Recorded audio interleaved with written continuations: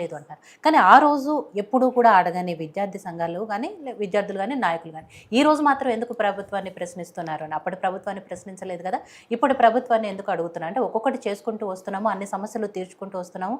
18 నెలలైందే అధికారంలోకొచ్చి అనేది ప్రభుత్వం వర్షన్. ఏ విషయంలో గూడా వాళ్ళు చెప్తున్న విషయం అదే. కాబట్టి మీరు గూడా అంటే గత ప్రభుత్వంలో అడగనప్పుడు ఇప్పుడు ఎలా అడుగుతున్నారనేది ఒకటి. కొన్ని విషయాలైనైతే ఫీజు రీయింబర్స్‌మెంట్ గానీ, స్కాలర్‌షిప్ విషయాలు చెప్పారు. ఇంకా విద్యార్థులు ఎలాంటి ఇబ్బందులు ఎదుర్కొంటున్నారు ఈ విషయంలో? ఒకటండి ముందు ఈ అంశం మీద డిబేట్ నిర్వహిస్తున్నటువంటి ఏయోటీవీ వారికి ముందు ముఖ్యంగా ధన్యవాదాలు తెలియజేస్తున్నాను. ఎందుకనంటే ఒకటి మీరు అడిగిన ప్రశ్నలో ఒకటి రాంగ్ ఏంటంటే గతంలో అడగలేదు కాబట్టి ఇప్పుడు అడుగుతున్నారు అనేది తప్పు. మేము గతంలో జైలుకి వెళ్ళాం ఈ అంశం మీదనే. బీఆర్ఎస్ ప్రభుత్వం ఉన్నప్పుడు ప్రగతి భవన్ ఉండేది, అప్పుడు ప్రగతి భవన్ ముట్టడి చేసాం, అసెంబ్లీ ముట్టడి చేసాం. కేసీఆర్ గారు కానీ కేటీఆర్ గారు కానీ ఆ రోజు ఉన్నటువంటి మంత్రులు ఎక్కడ పోతే అక్కడ అడ్డుకున్నాం. మమ్మల్ని పోలీసులు దాడులు అరెస్టులు కూడా అయినాయి ఈ అంశం మీద. ఈ అంశాన్ని మేమంత రాజకీయంగా చేయగలిగినాం కాబట్టి కాంగ్రెస్ పార్టీ తమ ఎన్నికల మేనిఫెస్టోలోనే ఈ అంశాన్ని ప్రత్యేకంగా చేర్చింది. వాళ్ళు ఏం చెప్పారు ఎన్నికల మేనిఫెస్టోలో, కాంగ్రెస్ ఎన్నికల మేనిఫెస్టోలో అసలు రియంబర్స్మెంట్ పథకాన్ని తీసుకొచ్చింది మేము కాంగ్రెస్. మా వైఎస్ రాజశేఖర రెడ్డి గారు ముఖ్యమంత్రిగా ఉన్నప్పుడు మేము తీసుకొచ్చాము, ఇది మా పథకం.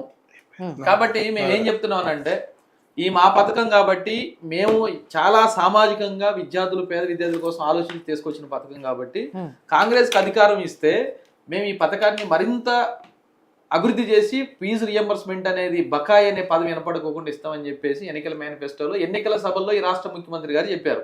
కావాలంటే మీరు వీడియో క్లిప్పింగ్స్ అవి కూడా చూస్తే కూడా మనకు అర్థమవుతుంది. చాలా సభల్లో మాట్లాడారు.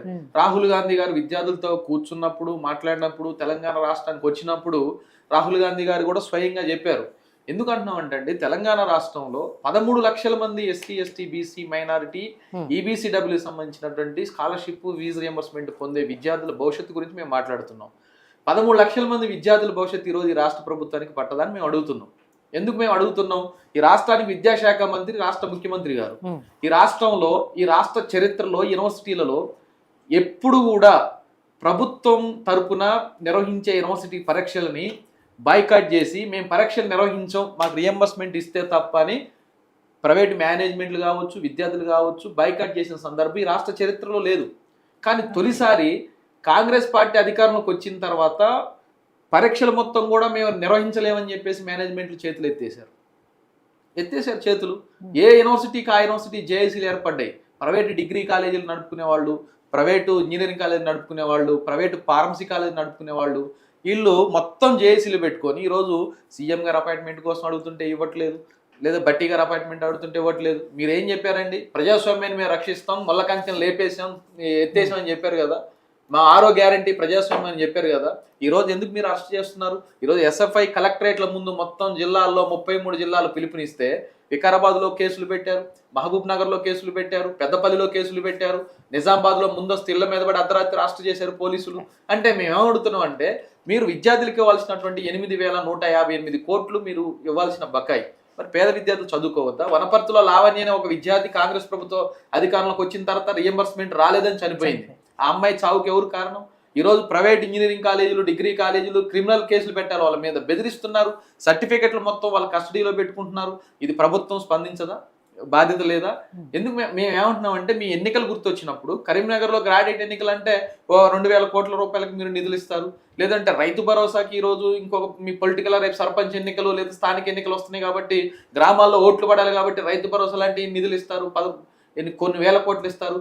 8,000 కోట్లలో డిగ్రీ విద్యార్థులు మీరు ఎంపిక చేసుకునివ్వండి, ఇంజనీరింగ్ విద్యార్థులు ఎంపిక చేసుకునివ్వండి, లేదు ఈ సంవత్సరం కోర్స్ అయిపోతున్న 3వ సంవత్సరం ఫైనల్ ఇయర్ విద్యార్థులు ఉంటారు, వాళ్ళని మీరు సెలెక్ట్ చేసుకుని వాళ్ళ వరకు మీరు ఇవ్వండి. కానీ ఏ ఒక్కరికి కూడా ప్రభుత్వం ఇవ్వకుండా ఆర్థిక పరిస్థితి బాగాలేదు కాబట్టి మేము ఇవ్వలేదు అంటారు. ఆర్థిక పరిస్థితి బాగలేకపోతే మీరు ఇన్ని కాన్వాయిలు ఎట్లా మెయింటైన్ చేస్తున్నారు? ఆర్థిక పరిస్థితి బాగలేకపోతే ఎమ్మెల్యేలకు ఎంపీలకు మీరు జీతాలు ఎట్లా పెంచుతున్నారు? ఆర్థిక పరిస్థితి బాగలేకపోతే అందాల పోటీలు హైదరాబాద్ ఎట్లా నిర్వహిస్తారు? మీరు అందాల పోటీలు నిర్వహించడం వల్ల హైదరాబాద్కి తెలంగాణకు వచ్చిన ఖ్యాతి కంటే పేద విద్యార్థులు, అందులోనూ ఎస్సీ ఎస్టీ బీసీ సామాజికంగా అణగారిన వర్గాల విద్యార్థుల చదువులు ఇవి. ఈ విద్యార్థికి పై చదువులు పోవడానికి అవకాశం లేదు. ఈ విద్యార్థికి ఇక్కడ సర్టిఫికేట్ ఇవ్వకపోతే బ్లాక్ చేస్తే డిగ్రీ తర్వాత ఇంకో ప్రొఫెషనల్ కోర్స్ చేయడానికి అవకాశం లేదు. అందుకే మీరు ఇవ్వాలని అడిగితే సీఎంని అడగడానికి పోతే అరెస్ట్ చేస్తారు, కలెక్టర్ గారికి చెప్పడానికి పోతే అరెస్ట్ చేస్తారు, మండల కేంద్రాల్లో ఆందోళన అంటే అరెస్ట్ చేస్తారు, సెక్రటేరియట్ దగ్గర చెప్పుకోవడానికి పోతే అరెస్ట్ చేస్తారు. మరి ఎవరు మాట వింటారండి? విద్యాశాఖ మంత్రి ముఖ్యమంత్రిగా ఉన్నారు కాబట్టి ఆయన కాడికి పోతున్నాం మేము. మీరు విద్యాశాఖకి ఎందుకు మీరు ఇంతవరకు విద్యాశాఖని మంత్రిని పెట్టలేదు? విద్యాశాఖ మీద మీరు రివ్యూ ఎందుకు చేయట్లేదు? మీరు రివ్యూ చేస్తే విద్యాశాఖలో ఉన్న సమస్యలు మీకు తెలియాలి కదా. ఈరోజు ఉస్మానియా లాంటి యూనివర్సిటీల్లో నిజాం కాలేజీ విద్యార్థులు కూడా రోడ్డు ఎక్కి 2 రోజులు అన్నం తినకుండా నిరసన చేశారు. ఇది ప్రభుత్వానికి తెలుసు. 2 రోజులు ప్రిన్సిపాల్ అన్నం పెట్టలే, హాస్టల్ బంద్ పెట్టిండు, మెస్సు ఉస్మానియాలో పెట్టారు. ఏంటి అని అంటే 154 కోట్లు ఒక్క మెస్కి నిధులు ఇవ్వలేదు ప్రభుత్వం, బకాయిలు ఇవ్వలేదు ప్రభుత్వం, కాబట్టి మా దగ్గర డబ్బులు లేవు మీకు అన్నం పెట్టడానికంటే. అమ్మాయిలు, ఆడపిల్లలు అర్ధరాత్రి 12 గంటలకి నిజాం కాలేజీలో హాస్టల్ విద్యార్థులు రోడ్డు మీదకి వచ్చి మాకు తిండి లేదని కాంగ్రెస్ ప్రభుత్వ హయాంలో ఇప్పుడు ఆందోళన చేశారు. మరి దీనికి ఎవరు సమాధానం చెప్పాలండి? ఈ రాష్ట్రంలో అధికారులకి, మంత్రులకి, ఎమ్మెల్యేలకి ఏ ఒక్కరికి కూడా బాధ్యత లేదా? మేము అడుగుతున్నది అదే. మీరు విద్యార్థులకి మీరు ఇవ్వాల్సినటువంటి బకాయిలు ఇవ్వమని మేము స్పష్టంగా అడుగుతున్నాం. ఇందులో గత 6 ఏళ్ల నుంచి ఉన్నాయి, కానీ మీరు వచ్చిన తర్వాత ఆయన ఇవ్వాలి కదా. సంవత్సరం అయిపోయింది, మీరు వచ్చిన తర్వాత రిలీజ్ చేసిన ₹1 ఏంటో చెప్పండి. కానీ అది కూడా చేయకుండా ప్రభుత్వం ఒక్కసారి కూడా విడుదల చేయలేదు. అసలు కనీసం ఈ అంశం మీద అపాయింట్మెంట్లు ఇవ్వట్లేదు మంత్రులు, ముఖ్యమంత్రి. ఈ అంశం అని చెప్తే అపాయింట్మెంట్ ఇవ్వట్లేదు. మరి ఎట్లా సమస్య ఎవరు వినాలండి? విద్యాశాఖ మంత్రి, ముఖ్యమంత్రి గారు ఉంటారు, సామాజిక సంక్షేమ శాఖలకు మంత్రులు ఉంటారు, సెక్రటరీ దగ్గర పోతే అరెస్ట్ చేస్తారు, ఇంకో దగ్గర పోతే అరెస్ట్ చేస్తారు, కలెక్టర్ దగ్గర పోతే అరెస్ట్ చేస్తారు. ఎవరు వినాలి? తెలంగాణలో ఎవరిని వినాలి? మీరు పెట్టిన మేనిఫెస్టోలో పెట్టిన అంశాన్ని మేము అమలు చేయమని అడుగుతున్నాం. మీరే పెట్టారు, మేము ఘనంగా చెప్పుకున్నారు మా రాజశేఖర రెడ్డి గారు తీసుకొచ్చిన పథకం ఇదని. మరి మీరు రాజశేఖర రెడ్డి గారు తీసుకొచ్చిన పథకాన్ని, మీ కాంగ్రెస్ తీసుకొచ్చిందని చెప్పుకుంటున్న మీ పథకాన్ని ఎందుకు చంపుతున్నారు? ఈరోజు కాలేజీలు మూసేసుకుంటున్న పరిస్థితి ఉంది. అట్లా అని చెప్పి ఈరోజు గవర్నమెంట్ కాలేజీలు కూడా మేము నడపలేమని చెప్పేసి విద్యార్థులు గవర్నమెంట్ కాలేజీల్లో కూడా ఈరోజు వాళ్ళ దగ్గర డబ్బులు తీసుకుంటున్నారు. ఎందుకంటే నేను చెప్తున్నానండి, కాలేజీ హాస్టల్స్ అని ఉన్నాయి, దాన్ని సెల్ఫ్ మేనేజ్మెంట్ హాస్టల్ అని గతంలో అన్నారు. ఈరోజు కాలేజీ హాస్టల్కి కూడా రియంబర్స్మెంట్ రాకపోవడం వల్ల వార్డెన్లు కిరాణా సామాన్లు అప్పు తీసుకోలేని పరిస్థితి ఉంది, వాళ్ళకి కూరగాయలు కొనిచ్చలేని పరిస్థితి ఉంది. వార్డెన్లు కూడా మేము అక్కడ చదువుకునే గవర్నమెంట్ హాస్టల్ చదువుకునే విద్యార్థులు కూడా తిండి పెట్టమని చెప్పేసి మూస్తున్న పరిస్థితి. మీరు హైదరాబాద్లో మాతో రండి, మీ టీవీని మేము సాధారణంగా ఆహ్వానించి తీసుకెళ్తాం. నింబోలిగడ్డ హాస్టల్కి వెళ్దాం, కోటి ఉమెన్స్లో హాస్టల్ దగ్గరికి వెళ్దాం, కాచిగూడ హాస్టల్ దగ్గరికి వెళ్దాం, అంబర్పేట దగ్గర ఉన్న హాస్టల్ దగ్గరికి వెళ్దాం. మీరు మాతో రండి. విద్యార్థులకి సగం తిండితో అర్ధాకలతో అలమటించిపోతున్నారు. మరి ఎందుకు మీరు ఇవన్నీ పట్టించుకోరని కూడా మేము అడుగుతున్నాం. అందుకోసమనే మీరు మమ్మల్ని అరెస్ట్ చేయడం కాదు, లేదంటే మేము ప్రశ్నిస్తోళ్ళని, అడుగుతున్న వాళ్ళని జైళ్ళకు పంపడం కాదు, కేసులు పెట్టడం కాదు.